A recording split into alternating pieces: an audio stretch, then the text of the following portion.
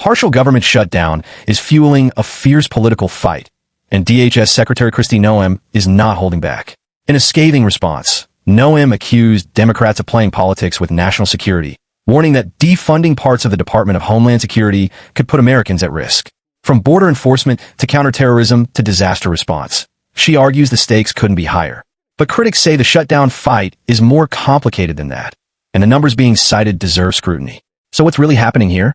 It is not totally clear what the Democrats are hoping to get from the partial government shutdown. ICE is already fully funded, unfortunately. Now, this shutdown is actually targeting air travel, that's TSA, emergency responders, FEMA, the Coast Guard, Secret Service, and Democrats are now playing a very dangerous game. To what end? Here with more. Secretary of the Department of Homeland Security, Kristi Noem.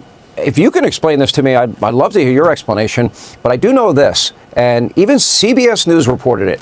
Last year, 2025, 2,100 Americans were murdered by either convicted or people charged with illegal immigrants charged with killing Americans. 5,400 convicted or charged, again, illegal immigrants charged with either raping or sexually assaulting American citizens.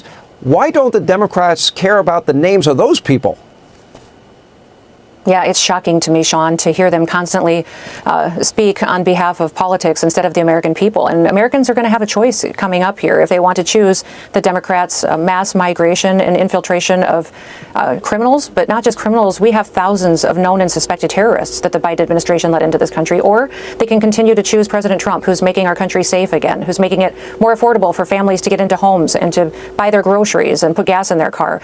He's giving them safety back in their communities. And that's what the Department of Homeland Security does every single day. What Democrats have done by defunding this department is put our safety at risk right here on our own soil. We every day protect people in their communities, but also our cybersecurity is all through the Department of Homeland Security. Our Coast Guard is out doing interdictions on the water. We have stopped enough lethal doses of drugs from coming into this country that would have killed 1.7 billion people. That's what the department has done in conjunction with our law enforcement officers in protecting in just the last 12 months. And the Democrats are saying, no, we want to play politics and we want to risk the lives of Americans.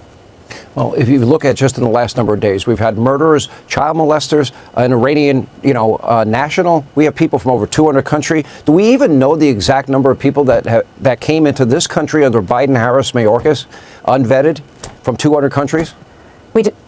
We don't. It could be up to 15 to 20 million people, but it's not just the numbers, it's also who they let in. We know they let terrorists into this country. Every day, that's what keeps me awake at night, is that I haven't found them yet. I know they're here.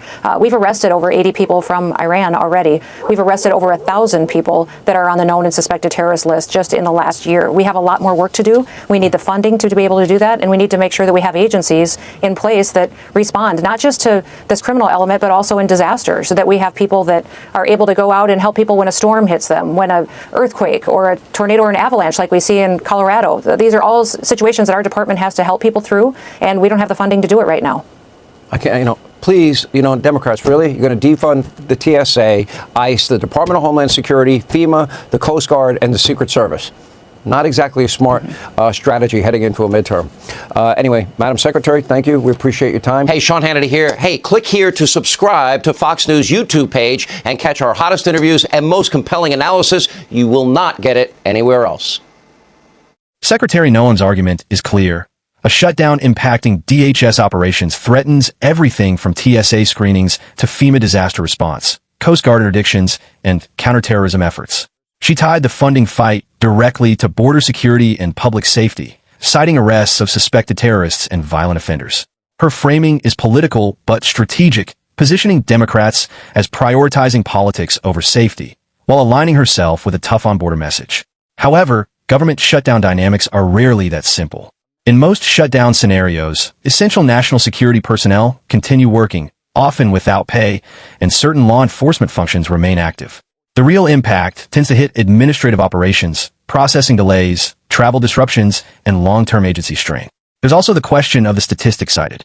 Claims about crimes committed by undocumented immigrants, terrorism watch list encounters, and large population estimates often require context, including how those numbers are defined and verified. At the core of this debate is a familiar Washington standoff: funding leverage versus operational risk.